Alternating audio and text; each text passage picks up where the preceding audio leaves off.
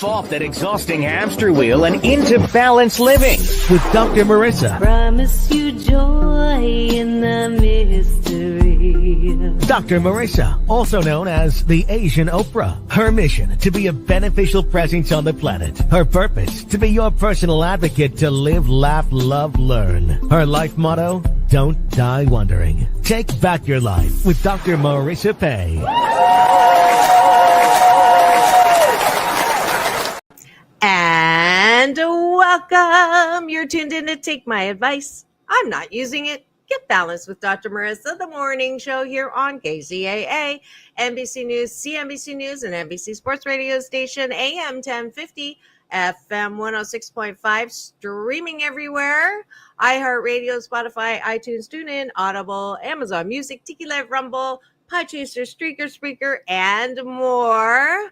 Oh, why so many places? I want to maximize my splatter zone for more hope and happiness. That's why there's so many platforms.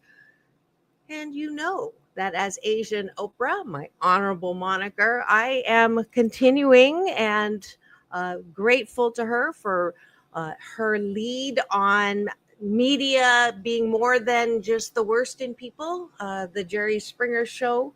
Sorry, Jerry, but, just highlighting the worst in people, the worst in our situations. The headlines are always negative these days because people want you to get mad because that makes you watch longer and be tempted or whatever product is being sold there. And that's what I just... I wanted something different. I wanted to balance out all the headlines and the negativity with some heart lines. And what's good about people, what's good about life, what's good about you, and how to be happy. I'm on a happy 88 mission, 88 million more happy people in the next 8 years. And to that end, y'all know this little baby, if I could do it without my green screen background, is hit national bestseller as well as #1 Amazon, and you get a free audiobook copy if you're tuned in on Mental Health Mondays, which is today. And I'll tell you how to get a hold of one of those in the break. But in the meantime, y'all know that I start every show with a good life habit, a hashtag Blisscipline of breakfast. You're going to have breakfast with me right now, taking a bite of my gratitude sandwich. And this is something that I want you and encourage you to start every day instead of picking up your smartphone or MS meaningless scrolling. I want you to focus on things that you're grateful for. That's the top of the bun in the gratitude sandwich. And the bottom of the bun is what you like about yourself. That's gratitude turned inwards. That way you're going to start your day in the most positive way and follow Dr. Wayne Dyer's advice to start your day with gratitude. He says 5.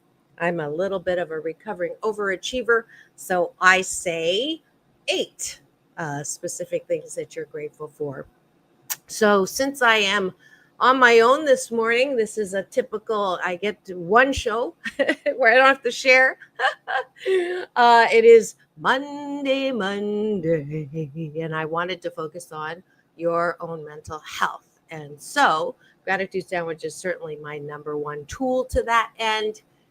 And starting the day looking around you, what are you grateful for? And I'm looking around me right now. I see on the wall, I got to do book signings at multiple Barnes and Nobles in the Southland, Southern California. I think it was Irvine's Barnes and Noble, Seal Beach, Long Beach's Barnes and Noble, Las Vegas's Barnes and Noble, Riverside Barnes and Noble, and I'm really grateful that the book did so well to help people be happier. And that is exactly why I wrote the book. I'm grateful that I met new neighbors at the International Tower pool. It was a pool party, and people asked what I did. And there's people now going through the book because they want to be happier. And I just love that.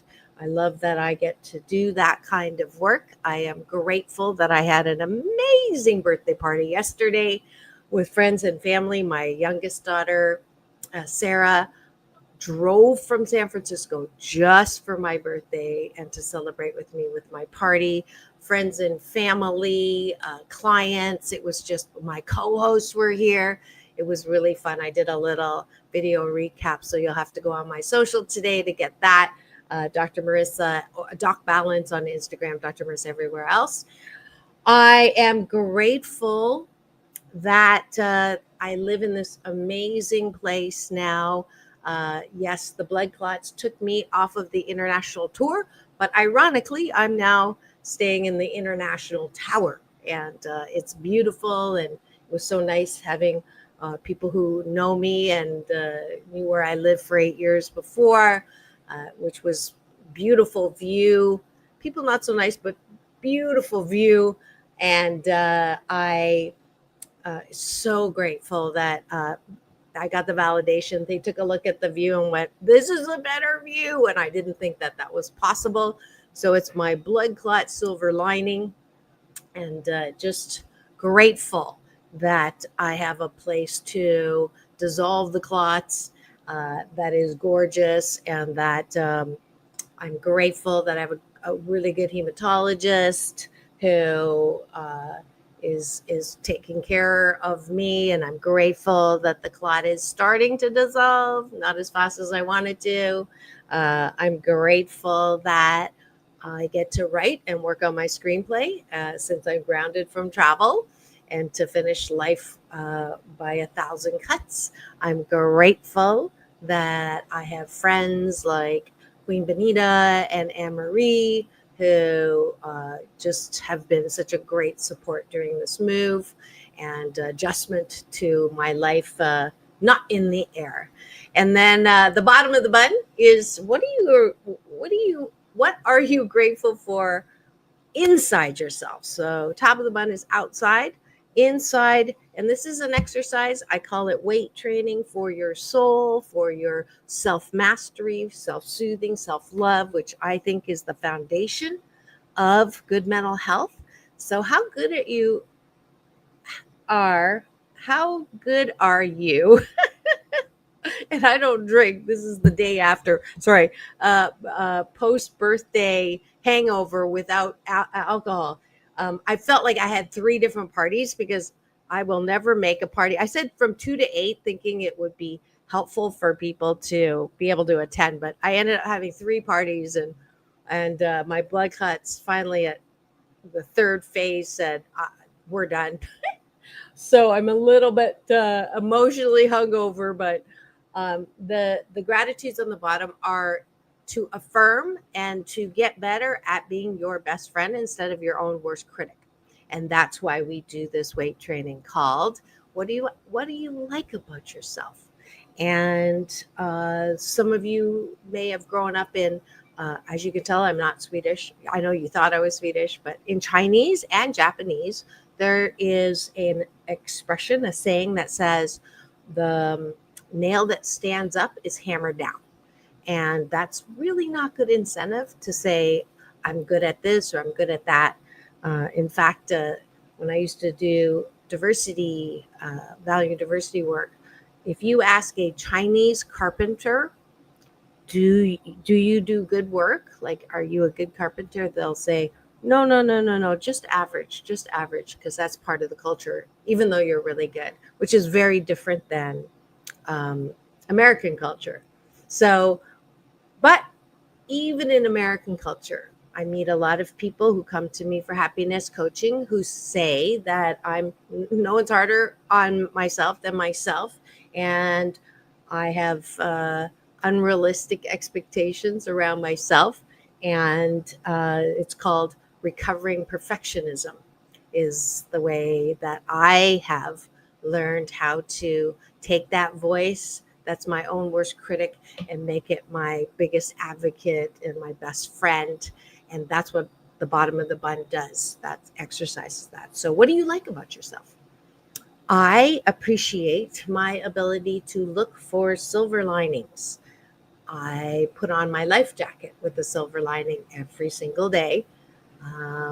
I appreciate that I also, to balance that out, let myself feel bad. Not long, but it's important to process the grief, process the sadness, process the righteous indignation, and get in touch with your piss offedness. Just as long as it doesn't take over your life. I'll give you an example. See, every siren is evidence that what I'm saying at that moment is important. So when you are not kind to yourself, when you criticize yourself, when you are angry at another person, uh, you could feel it fully, and then use that muscle to soothe yourself to a different place. Abraham Hicks calls it uh, uh, think the best feeling thought. So when you're beating yourself up, it doesn't feel good. When you're angry at someone else, it doesn't feel good. Uh, I've learned, and I'm good at not glossing over things, or George Costanza's father did it the best in Seinfeld, if you remember that one episode when he would walk around and say, "Serenity now." Like somebody would do something bad and he'd go, "Serenity now." Or he hurt himself or something, "Serenity now." Like it's called a spiritual bypass. And that's also not good if we don't feel our feelings. They get bottled up, they get infected. So I appreciate my ability to express safely my sadness, my anger. Um, I had a really good cry with my older daughter and her boyfriend the morning of my birthday, because I was sad that I was not in Africa celebrating my birthday as planned. I was sad that uh, I was having a party. I didn't even want to have a party, but I knew that if I didn't have a party on my birthday, I'd be sitting home on my pity pot, really not in a good place. So that's why I had the. I'm really glad that Queen Benita and Anne Marie really did the bulk of everything, and I was able to relax more than I usually do during parties, partially because I had hurt my back and I really couldn't run around. But I appreciate my ability to feel fully, and that's important. I appreciate my ability to find things to laugh at, and to still I'm really working at reestablishing who I am again, because so much of who I am is no fear, doing what I want, when I want, how I want, uh, traveling at a drop of a dime, or traveling a lot. And now with this two blood clots, I can't for the next year.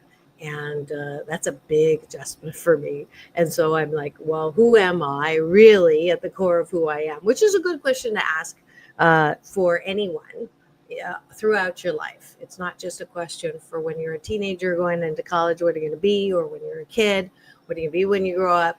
But it's really good to ask that question and have a good sit down with yourself to get in touch with you. So that's what I'm good at the bottom of my bun. That's it for breakfast. Thanks for joining me. I hope that every weekday morning you either join me here or you do it on your own to make it part of your routine. I got interviewed last week on a great podcast show.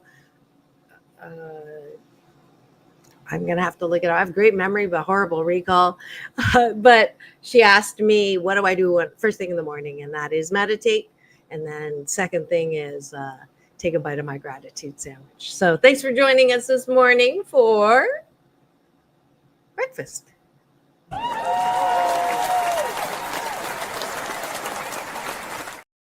And now for the topic of the day. It says everything is awesome. It is Monday, Monday, and it's not rainy days, and Mondays always get me up.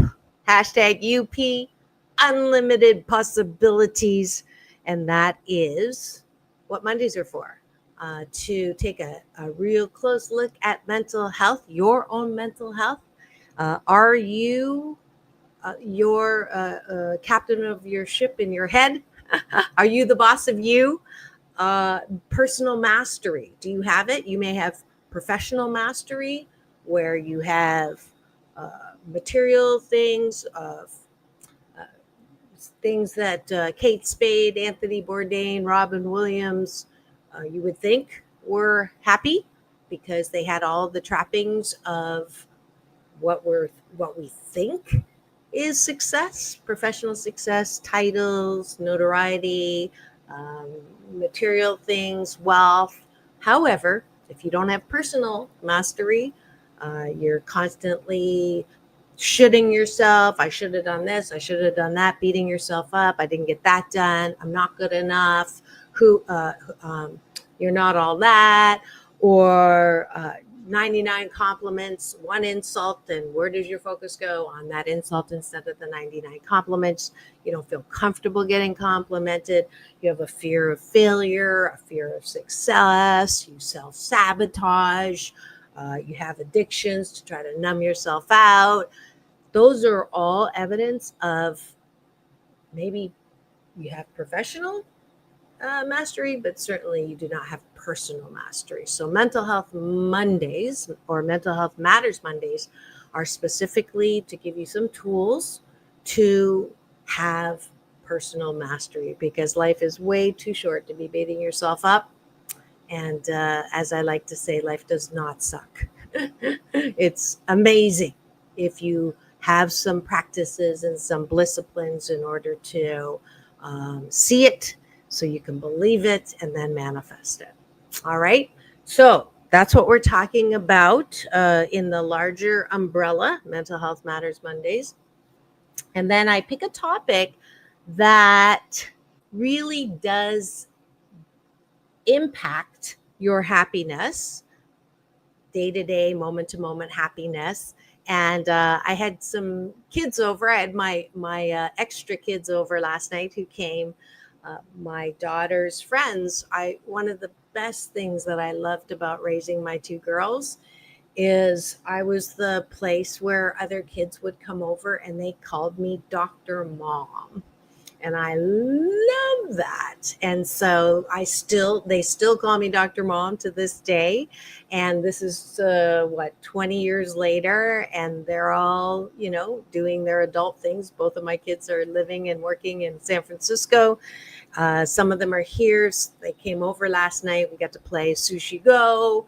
And I asked them, what's the one thing that is bringing their happiness factor down, as they're all in their early 20s. And all of them agreed that social media, which almost is an oxymoron, the term, Ryan came up with the term digital hygiene that I'd never heard of, which is like a term that is running around, not in my, not, I just dropped the mic, literally. Not in my circles, but certainly in their circles. So I thought, I love learning new things, especially kid talk. They're not kids anymore, but other generational talk. So digital hygiene is the topic for today, and how, we can fight it. I'm hashtag ageless. That's how old I turned yesterday. But as much as you don't want your kids to be on social media, as much as you don't want kids to not go out and play and get off the computer and get off of their phones, and you can jump up and down and you can restrict them or you can take their phones away. But folks, social media is here to stay until, I don't know, the next thing comes along. But we are now, like it or not, in up to our eyeballs in technology. That is where it is, and you can not like it, and you can restrict people and all that. But the reality is, it is here and it's here to stay. So if it's in here and here to stay, what are some things that we can do to make technology not so unhappy making, make social media not so asocial or unfriendly or mean is the word that came up. So that's what we're talking about today. So if you're here and I see eyeballs in the studio, if you'd like to put your comments or your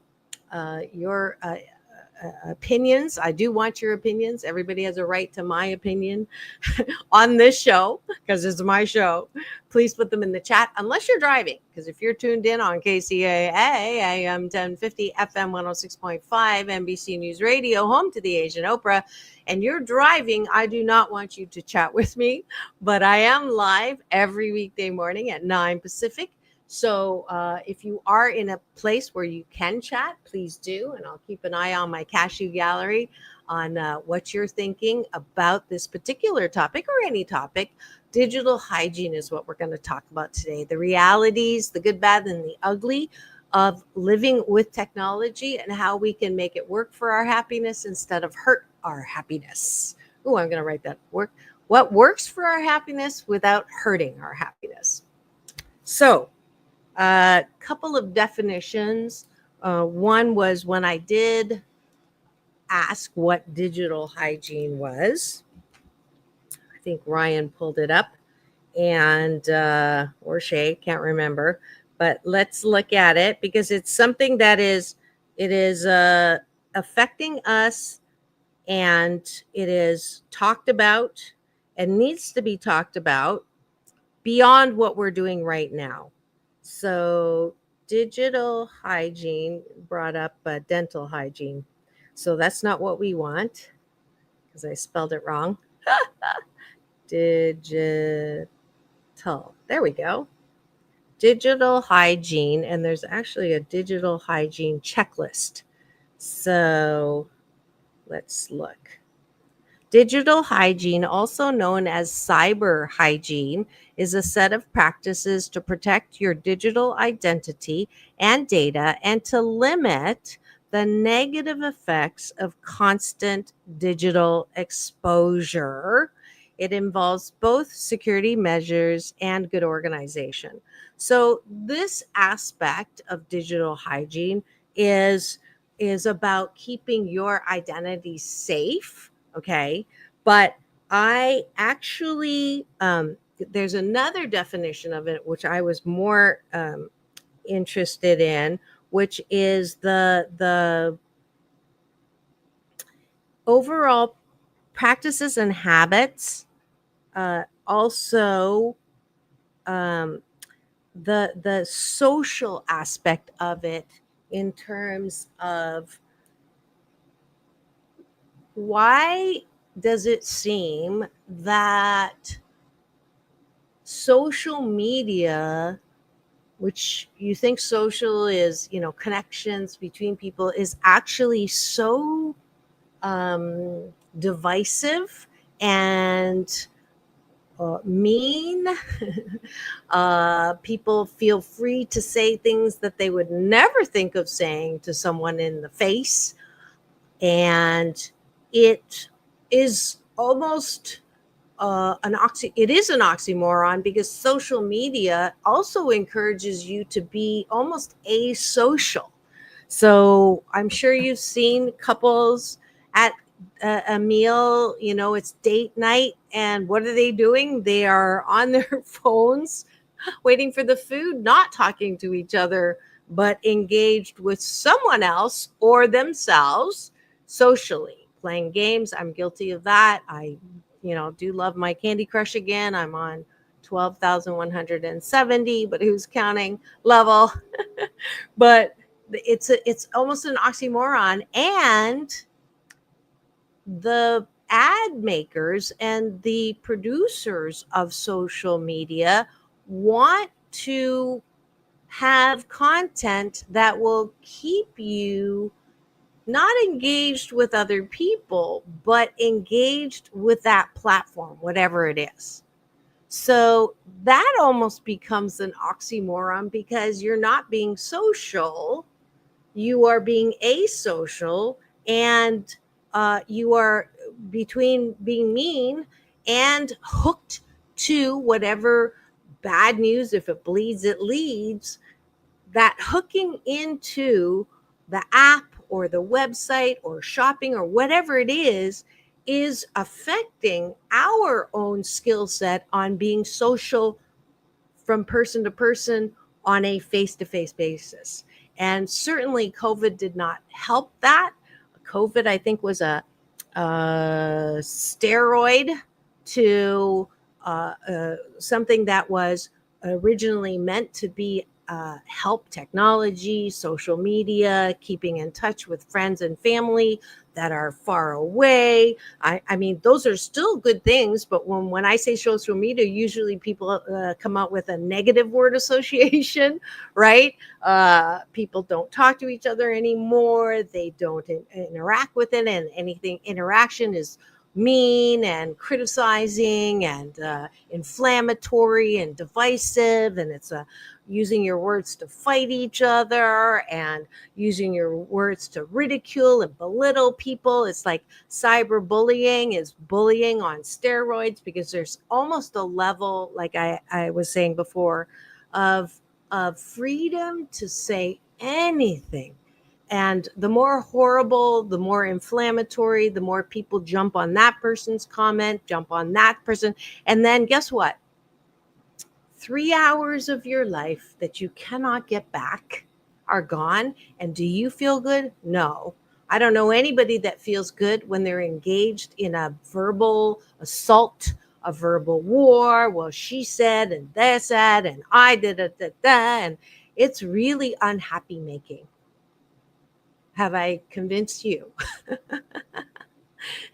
that it is so important? And maybe the term is not digital hygiene, but digital etiquette on, can we stop the leakage, this negative verbal diarrhea, texting even, or posting diarrhea, that vomit. Sorry, I'm making it graphic, because truly, if you're on social media more than you are even at work, hours at work these days, if you think about it, you are you are choosing to allow all of that assault to enter into your focus and into your life, and you're being hooked by the nose or the ear or the mouth into platforms that are built to fuel the fire, news media being one of them, to continue to hook you into that negative, angry, fearful, anxious, frustrated, annoyed space. That's on you. And that's why I talk about this, because we think that someone's doing something to us and it's their fault, and we blame them. We blame media, we blame social media, we blame the trolls, we blame the fake news, we blame other people, we blame our kids for being on it for so long. And why is it, we'll try to block the ads, try to block, but really the buck stops right here. And no one's holding a gun to your head to pick up your phone first thing in the morning and start MS, meaningless scrolling. Nobody has a gun. I don't have anybody in my house. I don't have anybody who comes and says, okay, I want you to wake up right now and pick up your phone. No one's forcing me to do that. The only person that's doing that is me. Then I start scrolling. But I love looking at the cute puppies and the cute babies and all the little shorts that make me laugh. And certainly, and for me, I love Shots by Bruce when he does the killer whales and the whales. I love watching that. And anything Frenchy, I love watching that. And there's some super great, cool dance things on TikTok that I absolutely love to watch. If you can limit yourself to those, which I'm pretty good at, people say all the time, you're on social so much. I go, no, actually, I post once a day or maybe twice because of the show. And I'm a giver. And I don't receive. I try not to. I know that I can easily lose an hour of my time that I can't get back if I stay on this thing. Because I'll click and then click. And then I took the news app off my phone. I haven't had a TV to watch news for over 10 years. I will hear about the news. Some of my co-hosts, like Dr. Tiffany, will make sure that I am up to speed with some of the things that are important. But I don't like to see anything that I don't have control to change. I use this platform to change things. I don't talk about homelessness unless I have a guest who is doing something to take homeless youth off the streets. Doors have changed, and that shindig is coming up. So go check them out and meet me on the carpet at that event. But that is my choice. So if I can do it, you can do it. If you have a way to discipline yourself, I had to plug my phone in, not by my nightstand, for until I got strong enough to not pick it up when I woke up. Now I pick it up, I hit the books, I read 2 pages from this, or 1 or 2 pages from this thing called You by Ernest Holmes. And then I set the alarm for 15 minutes and I meditate. And that's how I start. If I see some news flash, I'm going to vary out of my routine, of my discipline, and start hitting and clicking. And then I'm late or I've wasted an hour. So I'm encouraging you, a little bit of tough love. If you're a person who is, it's the media's fault, or it's the app's fault, or someone's,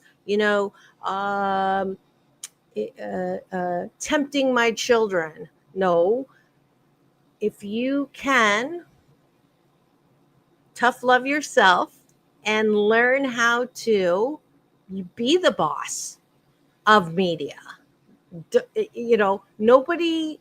Nobody can make media the boss of you except you, right?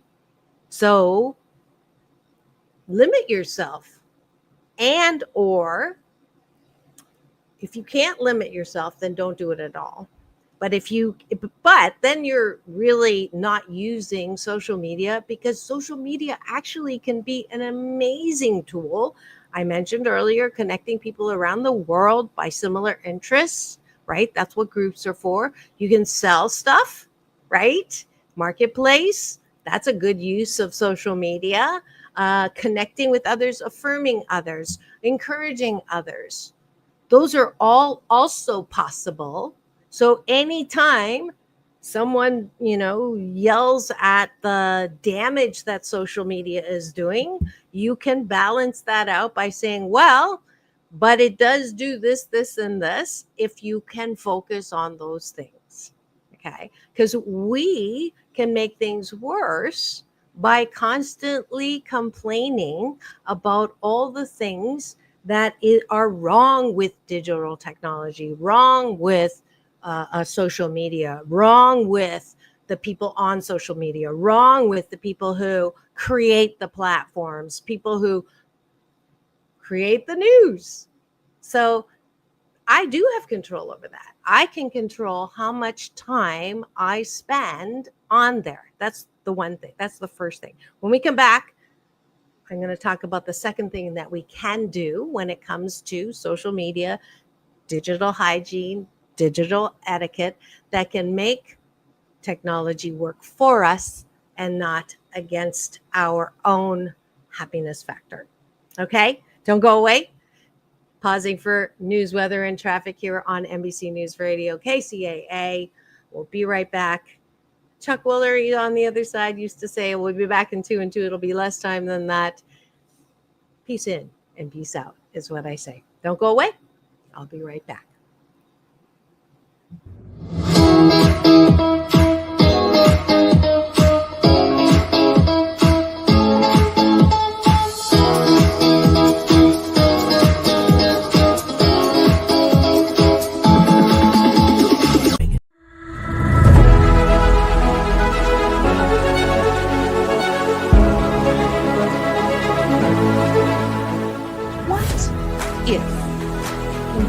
To the world was exploring the world. What if the question, what do you want to be when you grow up, little girl, turns into how many streets of life you want to explore? What if the purpose of life is not to die with the most toys to leave our squabbling relatives? What if the purpose of life was to do things that we enjoy most of the time?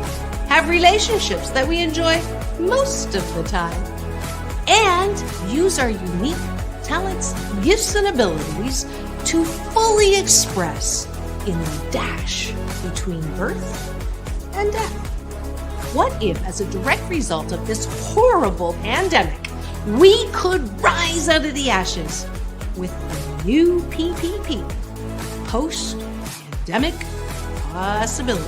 The sooner you turn, it's impossible, to I'm possible. The what ifs become possible too. Because you are loving, lovable, and loved, wrapped in a warm blanket of worthiness. But it may start with getting out of bed and making it. What if starts with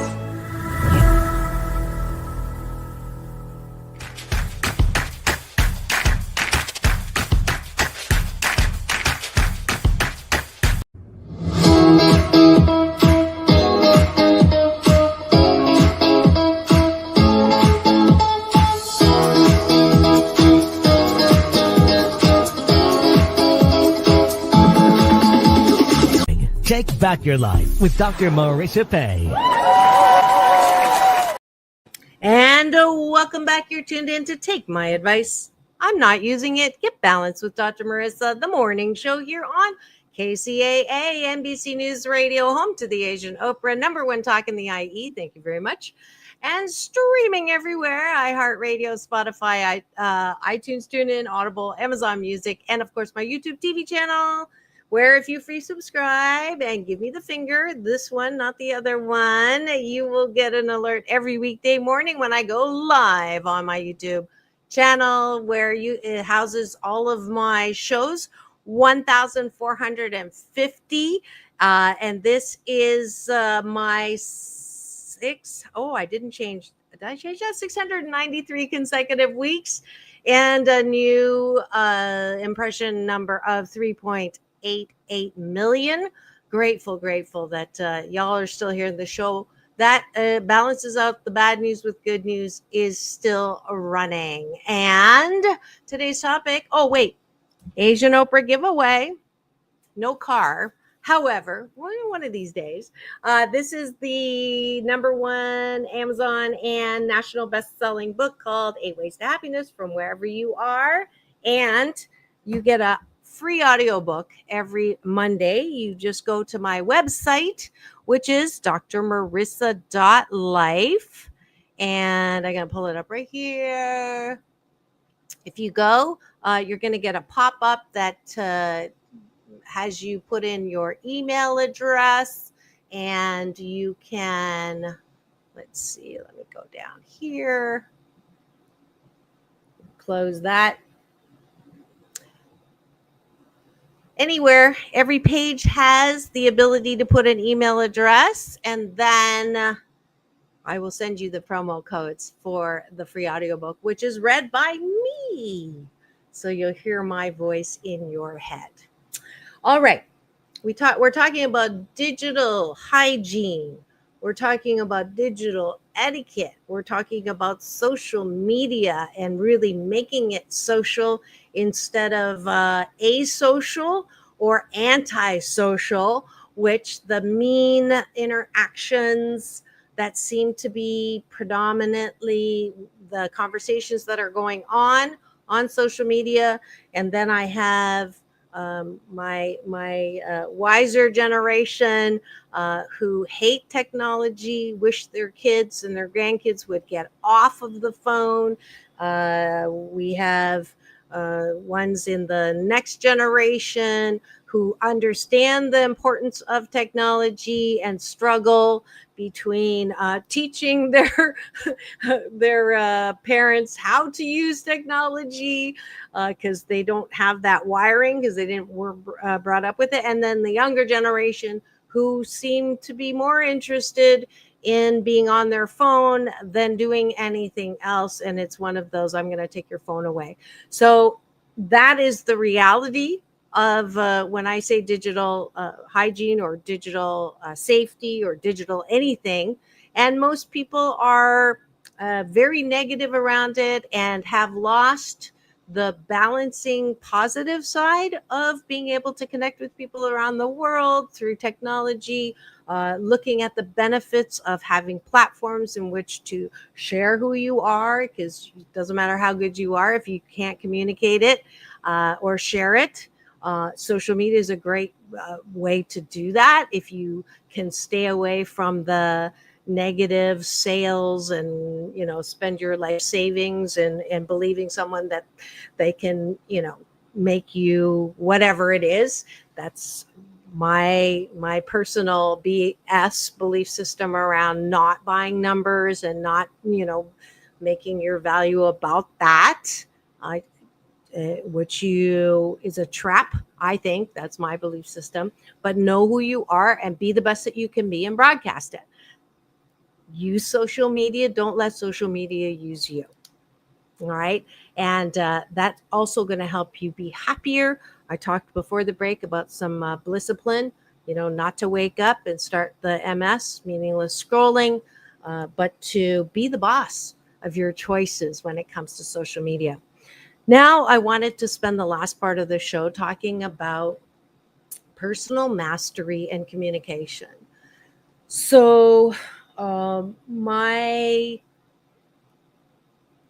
it's been brought to my attention, and this is why I picked this topic, that the skill set on even being able to communicate and be social and be a part of to have good communication skills on a one-on-one personal basis is kind of being somewhat thwarted or influenced by this tone of attack, tone of divisiveness, tone of cyberbully, trolling. All of that is definitely the negative, unhappy making side of technology and social media.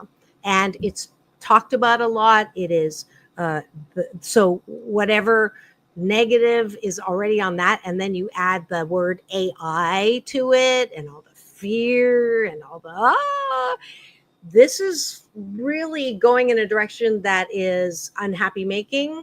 And so I can't control that for anybody but me and anyone listening. If you want to join my Happy 88 tribe, these are the things that I believe are going to help, maybe not the world and certainly not the majority, but if I know that I control my own space in my hula hoop.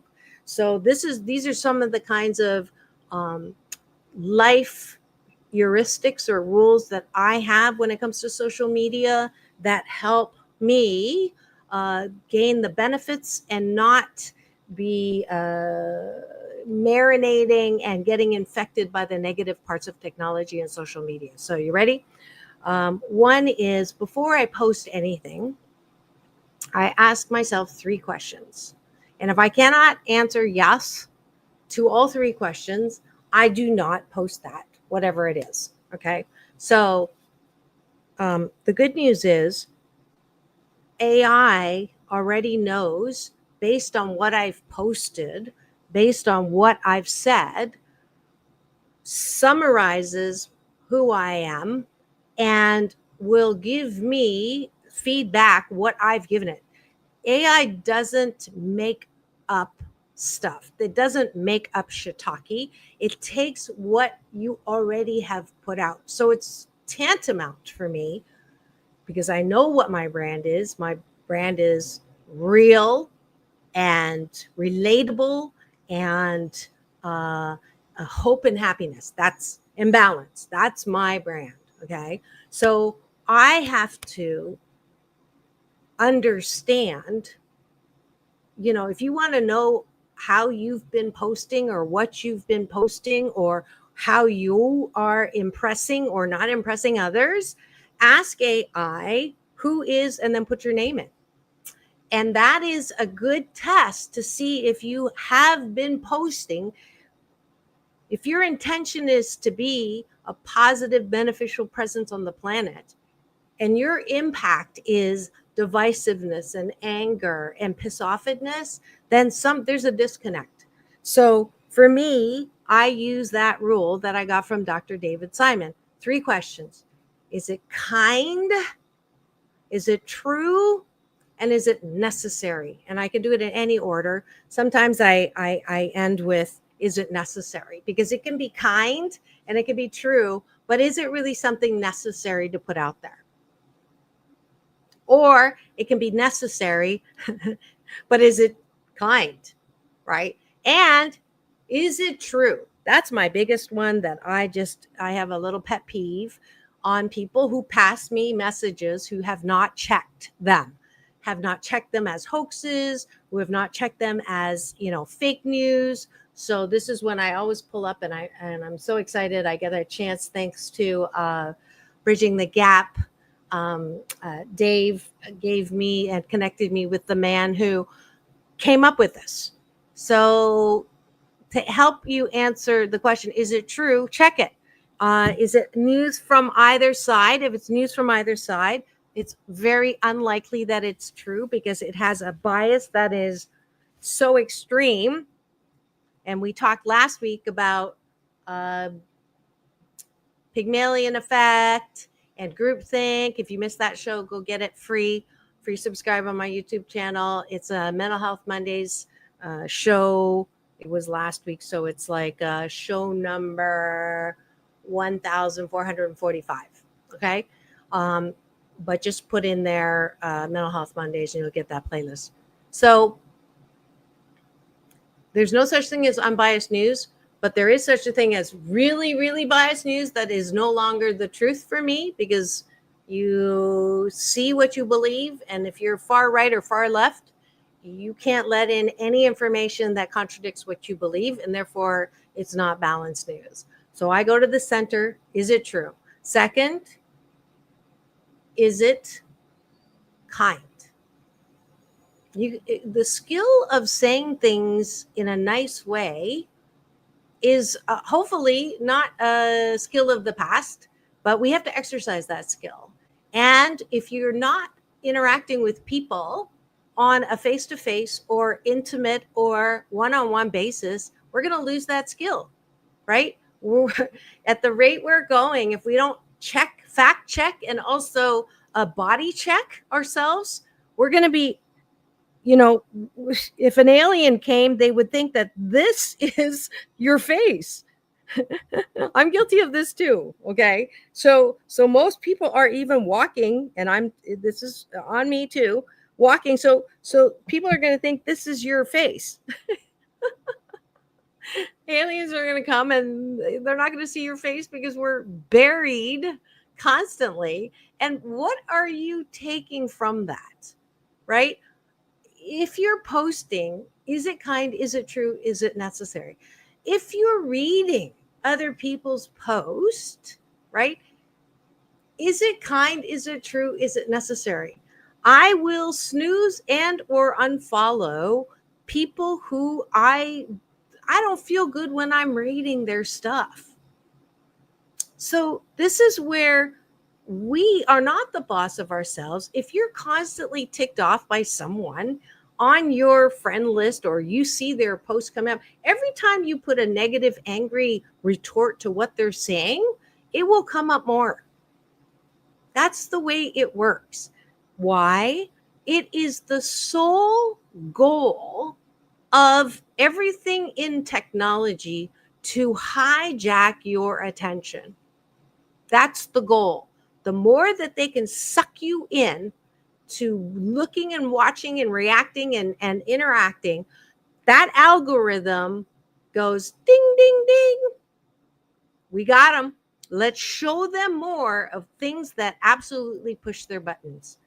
That's what it does. The AI is not personal. It's not doing this to punish you. It's not doing this to tempt you.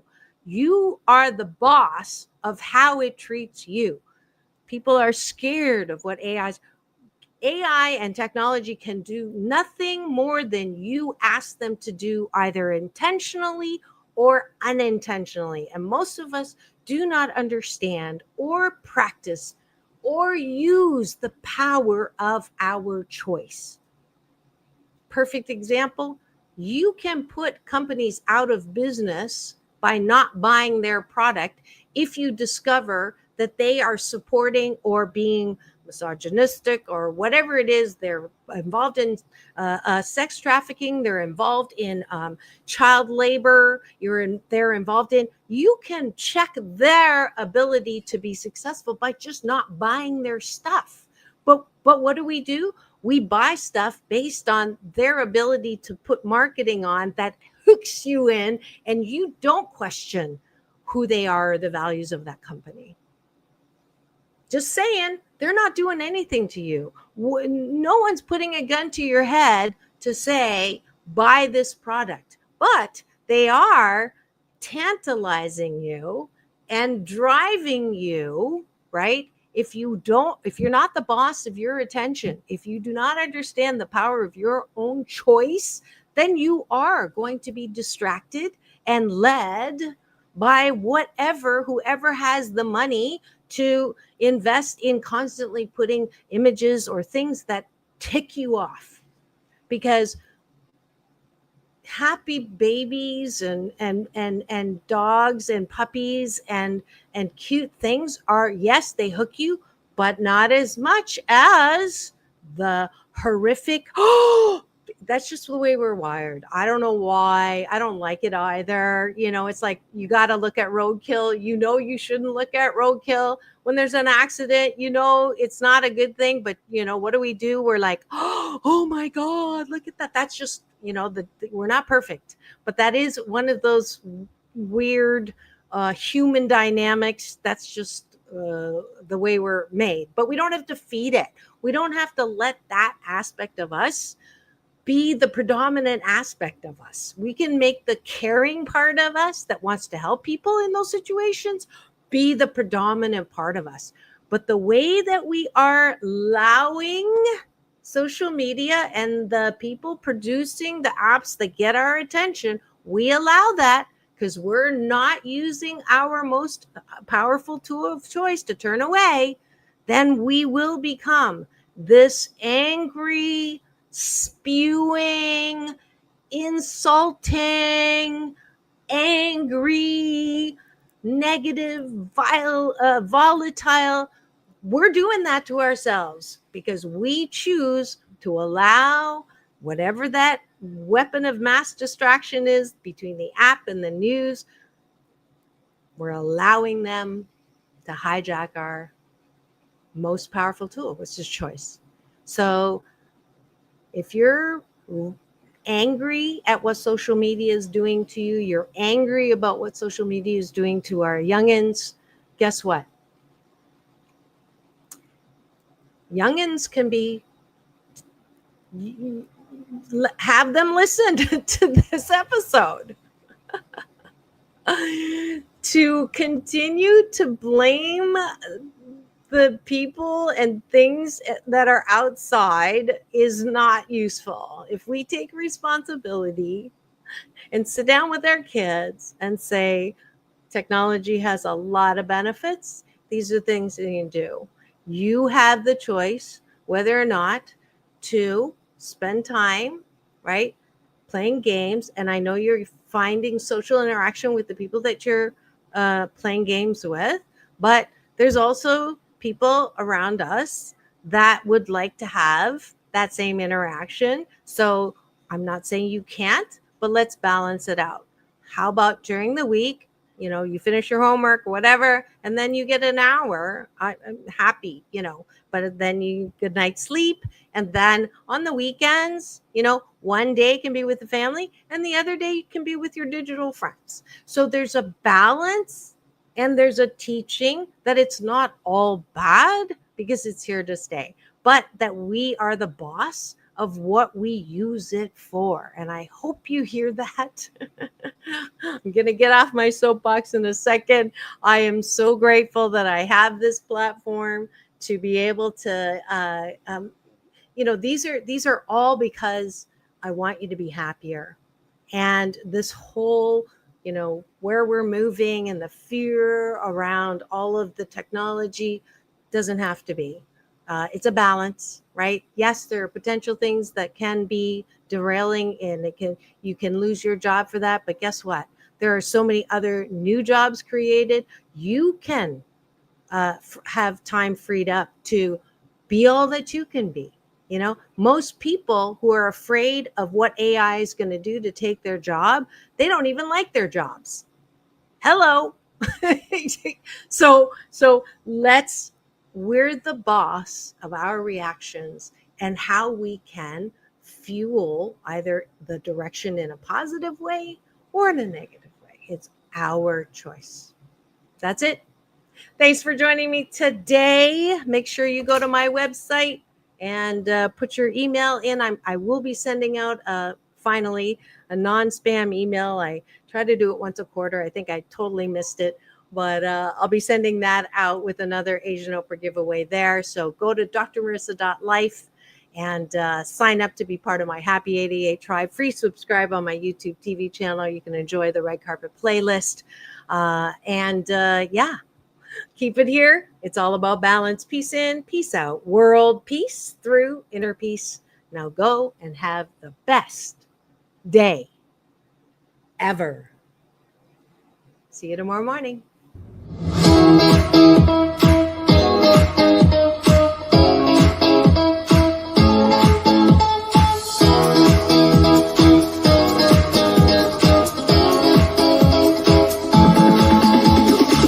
Take back your life with Dr. Marissa Pei.